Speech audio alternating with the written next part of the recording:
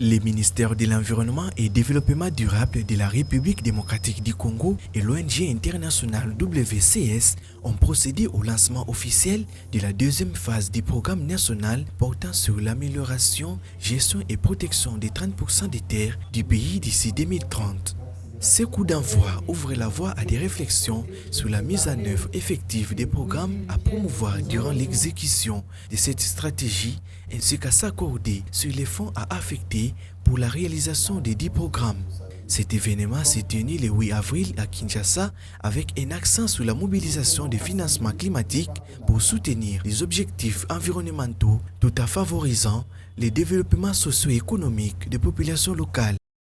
C'est ici l'opportunité d'encourager la finalisation de la stratégie nationale 3030 avec son plan d'investissement présentant des options innovantes des financements ou des bénéfices de la biodiversité, du climat, du développement socio-économique et des populations humaines. La République démocratique du Congo est dans un plaidoyer important pour créer des mécanismes innovants pouvant mobiliser les fonds nécessaires pour la protection de la biodiversité. Il s'agit tout simplement de faire appel à tous les utilisateurs des images de la biodiversité à des fins commerciales et ils en tirent des bénéfices pour qu'ils puissent adopter l'approche philanthropique de manière permanente, à mettre la main dans la jubissière, créer un fonds.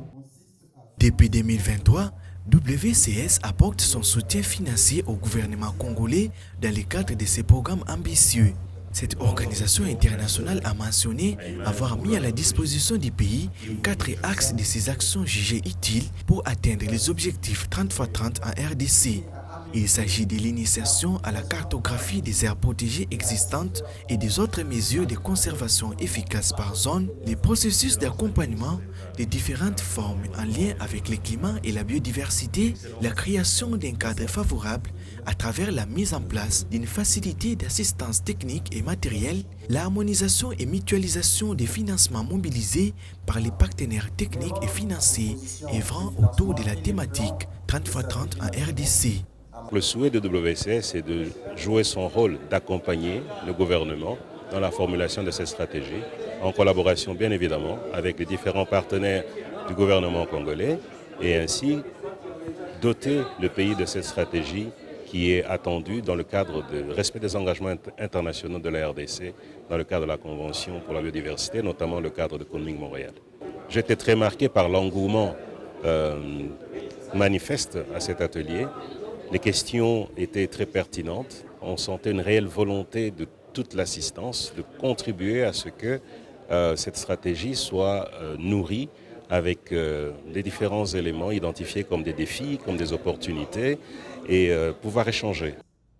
À en croire les membres de la coordination nationale du Fonds vert pour le climat, FVC, la première phase de ce programme a permis de réaliser des progrès significatifs dans l'alignement des stratégies autour de la protection des aires protégées en RDC.